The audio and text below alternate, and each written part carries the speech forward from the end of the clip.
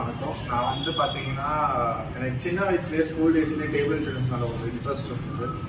என் friend பெனட்டுக்கு தான் first நான் thanks சொல்லணும். ஏன்னா நான் ஆக்டிவிட்டீஸில் கராத்தே சேரலாம்னு நினச்சேன். அவன் தான் டேபிள் டென்னிஸ் நல்லா இருக்கும்னு சொல்லி ஃபர்ஸ்ட்டு ஸ்டார்ட் பண்ணான். ஸோ அதுக்கப்புறமே வந்து பார்த்தீங்கன்னா நான் ஒரு வேறு ஸ்கூல்ஸ் மாறினால இதை பற்றி ஐடியா இல்லை. ஸோ காலேஜஸில் வந்து பார்த்தீங்கன்னா டேபிள் டென்னிஸ் ஒரு இது போர்ட்ஸ் இருந்தது, அதில் ப்ராக்டிஸ் பண்ண ஆரம்பித்தேன். அப்போ வந்து எனக்கு தனிபாலன் சார்ன்ற ஒருத்தர் எண்ணெயில் அவர் தான் எனக்கு கோச் பண்ணியிருந்தார். பேசிக்கலாக வந்து பார்த்தீங்கன்னா இப்போ வந்து நிறைய கோச்சஸ் வந்து சீனியர் பிளேயர்ஸில் எல்லாத்துக்குமே கோச்சிங் பண்ணுறாங்க. ஆனால் அந்த காலத்தில் அவ்வளோ ஈஸி கிடையாது. ஸோ மோஸ்ட்லி வந்து பார்த்தீங்கன்னா பர்ஃபார்மன்ஸ்க்காக பிளான் பண்ணுறதுனால சின்ன பசங்க தான் ப்ரிஃபர் பண்ணுவாங்க. அதில் வந்து தனிபாலன் சார் தான் வந்து ஒரு டிஃபென்ஸ் பிளேயர். ஸோ அதனால என் அட்டாக்கிங் ஸ்கில்ஸ் வந்து நல்லா டெவலப் பண்ண ரீசன். அதுக்கப்புறமே வந்து பார்த்தீங்கன்னா எத்ராஜ் சார் வந்து 2014 தான் நான் மீட் பண்ணேன். ஆனால் அவரோட ஹிஸ்ட்ரி எனக்கு 2011 தெரியும். பிகாஸ் சங்கர் சார்னு ஒரு டாப் ஸ்பின் அகாடமி நான் ப்ராக்டிஸ் பண்ணும்போது அவர் வந்து ஃபர்ஸ்ட் வந்து எங்களோட கொஞ்சம் ஜெல் ஆயிட்டாரு. பிகாஸ் எத்ராஜ் சார் மாரி அவரும் வந்து பார்த்தா சின்ன பசங்களும் நல்ல ஜெல்லாக இருப்பாங்க. அப்போ வந்து சார் சொல்லியிருக்காரு, நானும் என் பார்ட்னரும் வந்து இது பேங்க்ல இந்த மாதிரி ஆடிக்கும் அந்த மாதிரி ஆடிக்கும் சொல்லும்போது எனக்கு ஒரு கியூரியாசிட்டி இருந்தது, யார் அந்த எத்ராஜ் சார். ஏன்னா எப்பவுமே அவர் சொல்ற ஒரு வேர்ட் வந்து Ramki sir Ethiraj sir. So Ramki sir நான் பார்த்துருக்கேன், எத்ராஜ் சார் நான் பார்த்ததே இல்லை. ஸோ அந்த டைம்ல வந்து பாத்தீங்கன்னா அதுக்கப்புறம் எத்ராஜ் சார் மீட் பண்ணும்போது அவரோட கேம் பார்த்தேன். ஆக்சுவலி பாத்தீங்கன்னா ரொம்ப ஹம்பிள் பர்சனா வெளியில இருப்பாங்க, ஆனா வந்து கேம்குள்ள ரொம்ப அட்ராக்ஷனா இருக்கும். அவரோட ஆட்டிடியூட், அதாவது ஒரு ஏஜ் இருக்கு அவ்வளவுதான் கிடையாது. Will be playing like 15 years or 20 years அந்த ஆட்டிடியூட்ல ஆடுவாரு. ஸோ அது வந்து எனக்கு ரொம்ப இன்ஸ்பயர்டா இருந்தது. அதே மாதிரி வந்து பாத்தீங்கன்னா எங்களையும் நிறைய சாரா இருக்கட்டும், சத்யமூர்த்தி சாரா இருக்கட்டும், சங்கர் சாரா இருக்கட்டும், அந்த மாதிரி நிறைய எல்டர்ஸ் பீப்புள்ஸ் எங்களை மோட்டிவேட் பண்ணாங்க. நீ கவலைப்படாத, ஒரு நாள் எனக்கு சக்சஸ் வரும், யூ வெயிட் அப்படின்னு சொல்லியிருந்தாங்க. ஸோ அதே மாதிரி தான் ஐ வெயிட்டட். ஸோ அதுக்கப்புறமேல் வந்து டேபிள் டென்னிஸ்ல கோச்சிங் ஒரு சாப்டர் ஸ்கூல்ல போனேன். ஸோ கோச்சா கொஞ்சம் நல்லா இது பண்ணேன். ஸோ எப்பவுமே வந்து என் ஸ்டேட்டஸ்க்கு வந்து சார் கண்டிப்பா வந்து பார்த்தீங்கன்னா மற்றவங்களாச்சும் வந்து ஸ்டேட்டஸ் ரிப்ளை தான் பண்ணுவாங்க. சார் எப்பவுமே ஃபோன் பண்ணி தேங்க் பண்ணுவாங்க. ஸோ சூப்பரா பண்ணிருக்கீங்க, அந்த வேர்ட்ஸ் எப்பவுமே வந்து ஒரு மோட்டிவேஷனா இருக்கும். பேசிக்கா வந்து நம்ம நிறைய பேர் பண்ற தப்பு என்னன்னா ஒரு மெசேஜ் அமிச்சிட்டா மோட்டிவேஷனா இருக்கும், ஆகவே ஆகாது. எப்பவுமே ஒரு வேர்டிங்கா பண்ணாதான் நல்ல ஒரு மோட்டிவேஷனா இருக்கும். அது ஒரு பாசிட்டிவிட்டியா ஆகும். நம்ம எப்போ அதை பண்றோமோ அப்பதான் நம்மளுக்கு அது ரிட்டர்ன்ஸா கிடைக்கும்.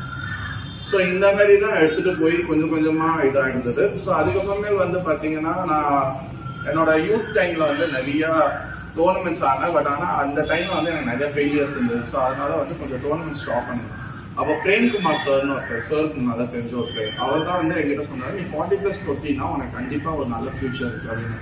ஸோ லாஸ்ட் இயர் வந்து பாத்தீங்கன்னா என் லக் என்னன்னா வெட்டரன்ஸ்ல 39+ ஆடலாம்னு ஒரு ரூல்ஸ் இருந்துச்சு. ஆனா இந்த வருஷம் வந்து 40+ தான் ஆகணும்னு ஒரு ரூல் வச்சிருக்காங்க. ஸோ லாஸ்ட் இயர் ஆடும்போது வந்து பாத்தீங்கன்னா ஜஸ்ட் ஒரு ட்ரையலா தான் போனேன். போகும்போது எல்லா மேட்சஸுமே நான் ஆடினேன். அதுல ஒரு மேட்ச் வந்து பாத்தீங்கன்னா ஒரு ஹோம் சைட்ல வந்து மணிகண்டன் ஒரு ஸ்ட்ராங் பிளேயர், இந்த வாட்டி வந்து அவர் தான் டைட்டில் அடிச்சாரு.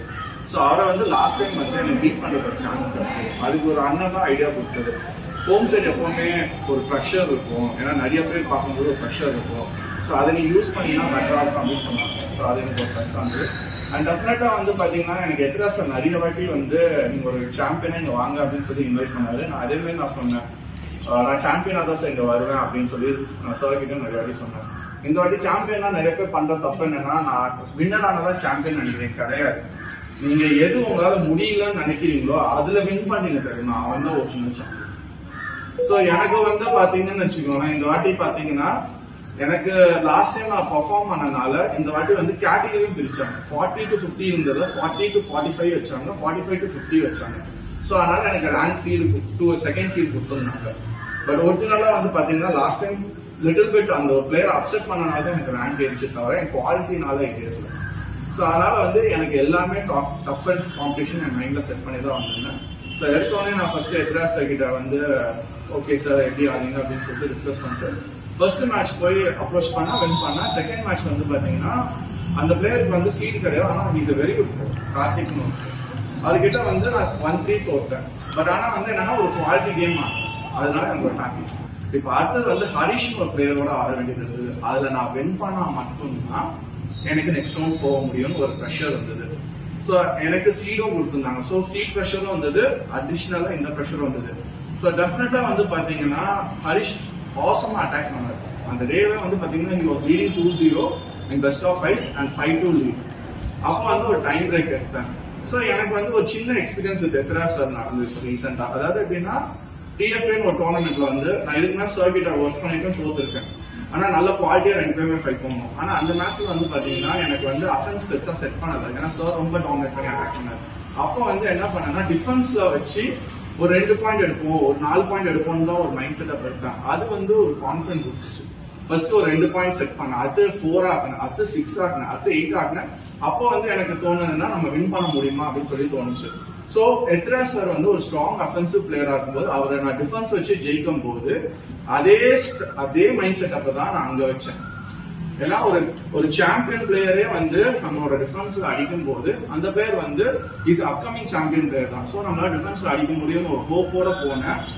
லவ் டு டவுன் 2-5 டவுன், அதை வந்து 2-all ஆக்கி டிசைடிங்ல 11-9